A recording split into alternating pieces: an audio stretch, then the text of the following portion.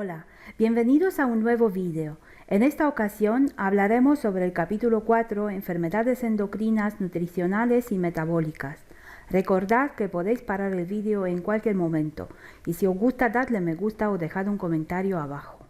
Las entradas en la lista tabular para la codificación de las enfermedades endocrinas, nutricionales y metabólicas son las contenidas por el capítulo 4, incluyendo las enfermedades de las glándulas endocrinas, la diabetes mellitus, la desnutrición, el sobrepeso, la obesidad y los trastornos metabólicos.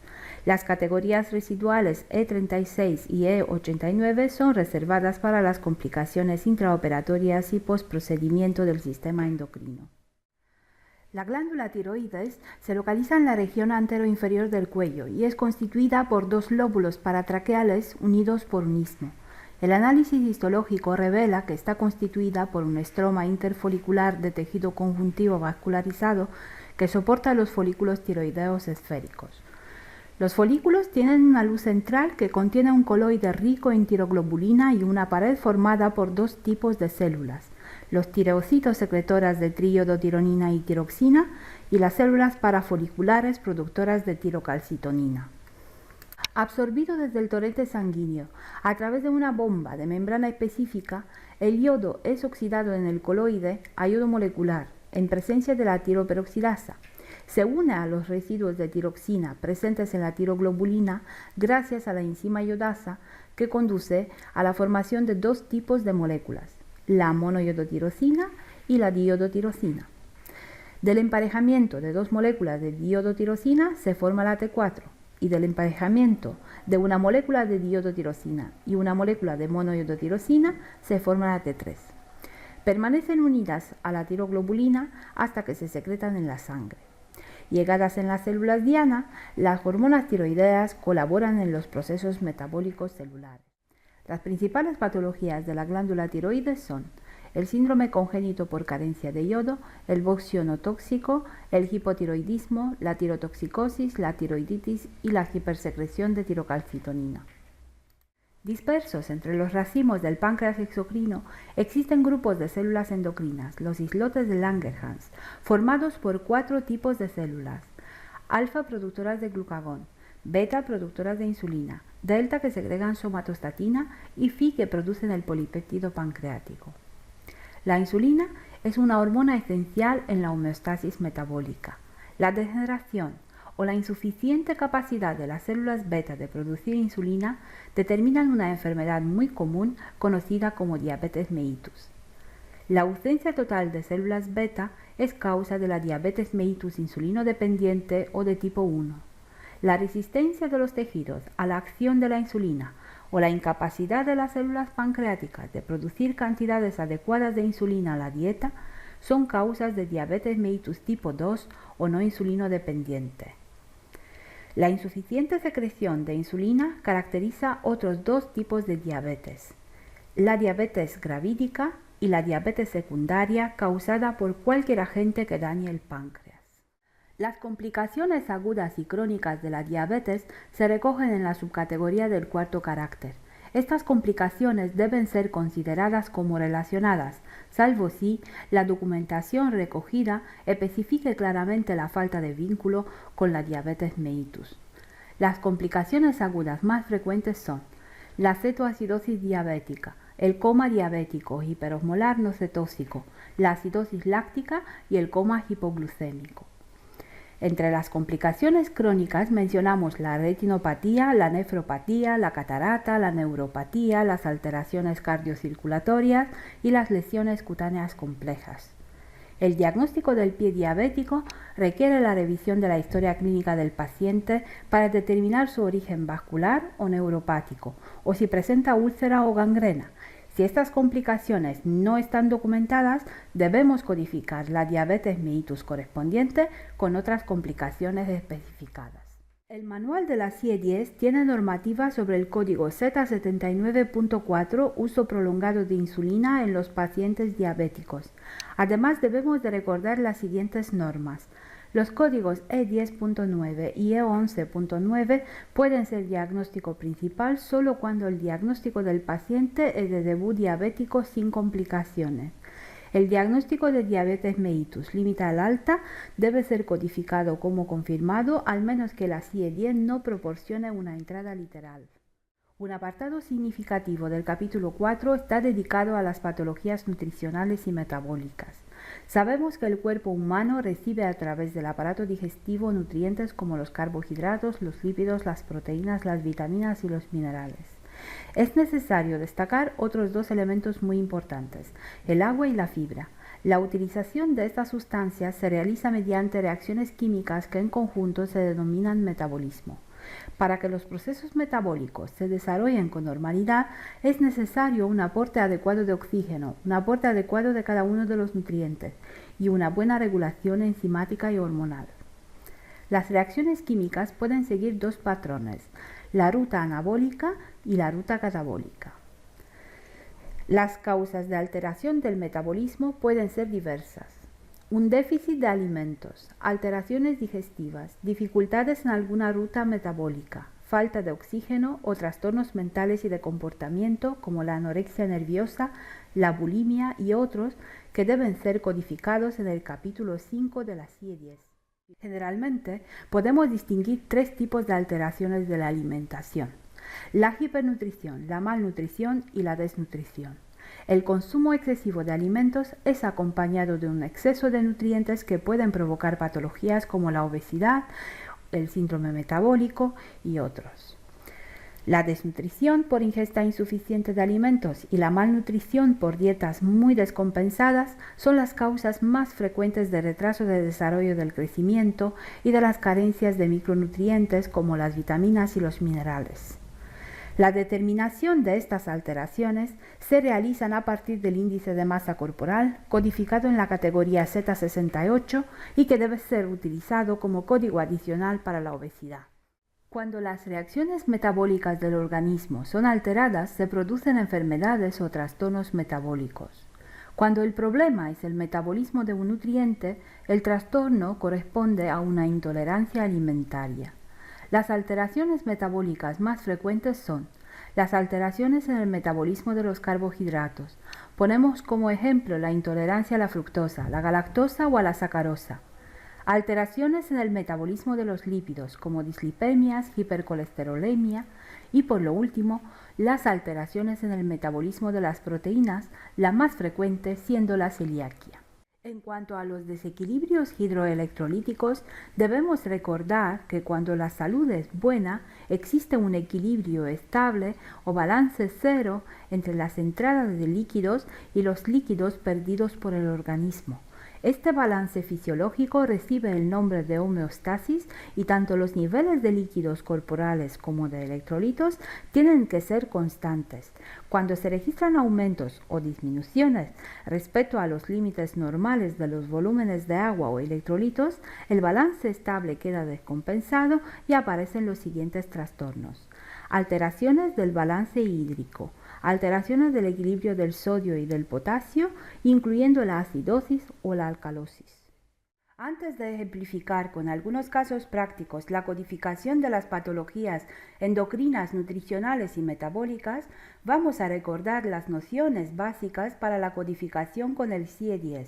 Empezamos con la indización del episodio asistencial, que consiste en la identificación del diagnóstico principal o el motivo del ingreso, los diagnósticos secundarios y los procedimientos a partir de la lectura completa y detallada de la información contenida en los informes de alta, la hoja de quirófano, el informe anatomopatológico, las observaciones de enfermería y otros. Tenemos que seleccionar toda la información disponible, descartar la información que no se debe codificar y seleccionar toda la información relevante. Continuamos con la identificación del término clave en los diagnósticos indizados, la localización del término principal en el índice alfabético de enfermedades y el análisis de las notas contenidas en los recuadros, la lectura de modificadores no esenciales y esenciales que culmina con la selección del código adecuado del IAE. Nunca debemos asignar un código directamente del índice alfabético de enfermedades. Debemos seguir con la búsqueda del código seleccionado en la lista tabular, analizando las notas contenidas debajo del código, subcategoría, sección o capítulo. Por lo último, debemos asignar el código definitivo siguiendo los criterios jerárquicos entre el diagnóstico principal y los diagnósticos secundarios, comprobando que tenemos codificada toda la información. Continuamos con el primer ejemplo resuelto. Paciente mujer de 38 años que ingresa para una cirugía bariátrica programada. Tiene obesidad mórbida con síndrome de hipoventilación tratada con CPAP. En el pasado ha sido intervenida de cesárea y apendicitis. Entre los antecedentes familiares encontramos obesidad familiar, problemas con el corazón y artrosis. El resultado de la analítica de sangre, del electrocardiograma y de la endoscopía digestiva alta es normal. Se interviene a la paciente mediante gastrectomía laparoscópica vertical tubular. En el postoperatorio no se registran incidencias y un día después la paciente recibe el alta. La primera etapa es la indización del episodio asistencial. Debemos seleccionar la información que debemos codificar en este ejercicio. Seleccionamos el diagnóstico principal. El motivo de ingreso es la obesidad mórbida con síndrome de hiperventilación con CPAP. Tenemos que localizar el término principal en el IAE en la parte izquierda de la pantalla. Obesidad. Buscar. Nos aparece el resultado. Obesidad E66.9. Analizamos los modificadores esenciales que se adecuan a la expresión diagnóstica. Elegimos el modificador esencial con hipoventilación alveolar E66.2. Ya hemos encontrado el código en el IAE que se ajusta a la búsqueda. Nunca debemos asignar un código directamente desde el IAE. Siempre debemos acudir a la parte derecha de la pantalla. Clicamos sobre el código y en la lista tabular encontramos un código válido cuyo literal se ajusta a la información que queremos codificar. E66.2. Obesidad mórbida severa con hipoventilación alveolar. El diagnóstico secundario. Analizamos las notas que aparecen bajo la categoría E66, sobrepeso y obesidad, y observamos que debemos utilizar el código correspondiente para indicar el índice de masa corporal de la paciente. Podemos localizar este código por dos maneras diferentes. Pinchamos directamente dentro de la nota anterior y buscamos el código en la lista tabular. O localizando el término principal en el IAE. Cuerpo, buscar. Nos aparece el resultado, cuerpo corporal. Analizamos los modificadores esenciales con el primer sangrado hasta encontrar el índice de masa corporal. Desplegamos la lista de modificadores, elegimos adulto y localizamos entre los modificadores esenciales el índice de masa corporal 46. Seleccionamos en la lista tabular el código Z68.42, índice de masa corporal 45,0 a 49,9 adulto. Para encontrar el diagnóstico secundario 3 tenemos que utilizar el mismo término principal que en la búsqueda del diagnóstico principal, pero seleccionando el modificador esencial familiar E66.8. Acudimos a la lista tabular y buscamos el código E66.8, otros tipos de obesidad. Continuamos con la búsqueda de los códigos que nos faltan. La dependencia de CPAP, la historia personal de cesárea, la ausencia del apéndice vermiforme y la historia familiar de patología cardíaca y de artrosis. La secuencia final de los códigos es la siguiente. El segundo ejemplo del capítulo 4. El motivo de ingreso de la paciente es una cirugía de catarata diabética de ojo derecho mediante facoemulsificación y aspiración de catarata. Tiene antecedentes de poliartrosis, marcapasos cardíaco, hipertensión arterial y diabetes mellitus controlada con dieta. El diagnóstico principal es de diabetes mellitus tipo 2 con catarata diabética. Tenemos que localizar el término principal en el IAE en la parte izquierda de la pantalla. Diabetes, buscar. Nos aparece el resultado. Diabetes diabético mellitus sacarina E11.9. Analizamos los modificadores esenciales que se adecuan a la expresión diagnóstica. Elegimos los modificadores esenciales con catarata E11.36. Cliqueamos sobre el código y en la lista tabular encontramos un código válido cuyo literal se ajusta a la información que queremos codificar. E11.36 diabetes mellitus tipo 2 con catarata diabética. A continuación, realizamos la búsqueda de los diagnósticos secundarios, la hipertensión arterial, la poliartrosis y la presencia de marcapasos cardíaco. La secuencia de códigos del ejercicio es la siguiente.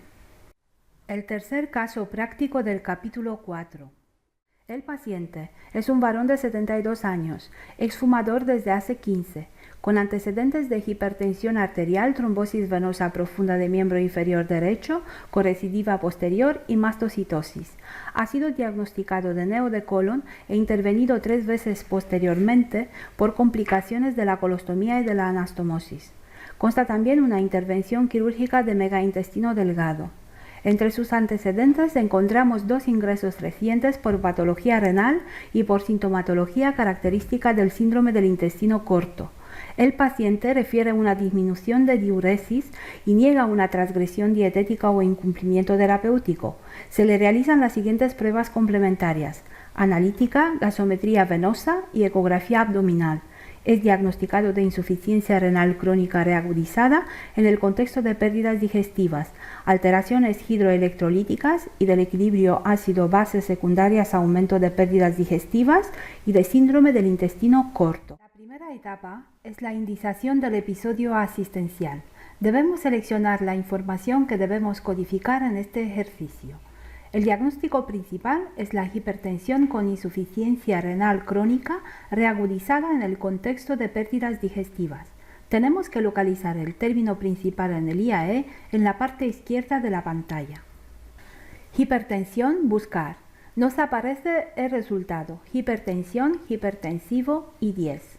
Elegimos el modificador esencial con y después implicación renal, véase hipertensión riñón. Seguimos la referencia cruzada, véase hipertensión riñón, y seleccionamos el modificador esencial, riñón y 12.9 con.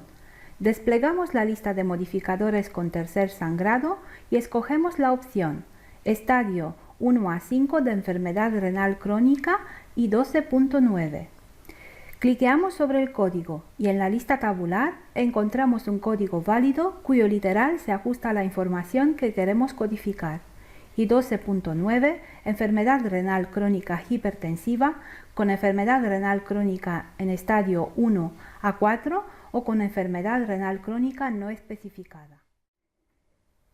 Continuamos con la localización del primer diagnóstico secundario.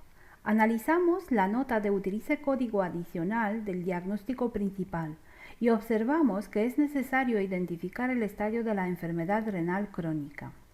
Podemos localizar este código por 2 maneras diferentes.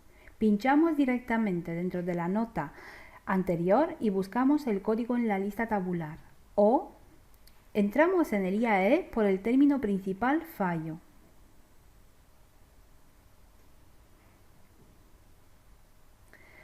Fallo, fallido, fracaso, fracasado. Buscamos renal. Véase además enfermedad renal crónica N19 y elegimos crónica. N18.9. Seleccionamos en la lista tabular el código N18.9, enfermedad renal crónica no especificada. Con el código del diagnóstico secundario 2 vamos a codificar la reagudización por pérdidas digestivas de la IRC. La insuficiencia renal extrarrenal se localiza en el IAE bajo el término uremia. Uremia urémico N19. Localizamos prerrenal R39.2. Acudimos a la lista tabular y buscamos el código seleccionado del capítulo 18, R39.2, uremia extrarrenal. Además, debemos codificar la malabsorción debida a la extirpación quirúrgica de una parte del intestino. Entramos en el IAE por el término principal malabsorción. Nos aparece el resultado, malabsorción K90.9. Desplegamos y seleccionamos el modificador esencial postquirúrgico K91.2. Localizamos el código apropiado en la lista tabular K91.2, malabsorción postquirúrgica en COC. Vamos a pasar a realizar la búsqueda en el CIE-10 del código correspondiente a los trastornos del equilibrio de líquidos y electrolitos. Localizamos en el IAE el término principal desequilibrio. Elegimos el modificador esencial E87.8. Seleccionamos en la lista tabular el código E87.8, otros trastornos del equilibrio de líquidos y electrolitos en COC. A continuación, buscamos los demás diagnósticos secundarios, la obesidad, el uso prolongado de anticoagulantes, la historia personal de trombosis y embolia venosa, de neoplasia maligna de intestino grueso y de dependencia a nicotina. La secuencia final de códigos es la siguiente. Para el final, les proponemos el siguiente reto. El paciente es un varón de 45 años, con historia de hipotiroidismo post-radioterapia, carcinoma escamocelular de laringe, cardiopatía isquémica, infarto agudo de miocardio inferoposterior, hipercolesterolemia y hipertensión arterial. Acude por dolor de cabeza y dificultades para andar. El paciente comenta que desde hace tiempo nota que ha aumentado de peso, que ha perdido el líbido y que tiene cambios de humor frecuentes. Se le realizan las siguientes pruebas complementarias. Una analítica hormonal que revela una elevación de las hormonas luteinizante y folículo estimulante. Una inspección y ultrasonido observándose macroorquidismo bilateral. Y una resonancia magnética con gadolinio craneal centrada en la silla turca que revela una lesión extracelular gonadotropa compatible con un macroadenoma funcional de hipófisis. Se decide intervenir al paciente mediante abordaje endonasal directo transfenoidal endoscópico y se lleva a cabo una extirpación completa del tumor mediante técnicas de neuronavegación. El perfil hormonal posoperatorio demuestra una normalización de la hormona folículo estimulante y la reducción de la hormona luteinizante. El paciente es diagnosticado de diabetes insípida posoperatoria. A continuación, te dejamos la solución del reto. Espero que no ha sido muy difícil. Codificar es fácil. Puedes utilizar los comentarios del vídeo para preguntarnos cualquier duda que tengas. Gracias por tu atención.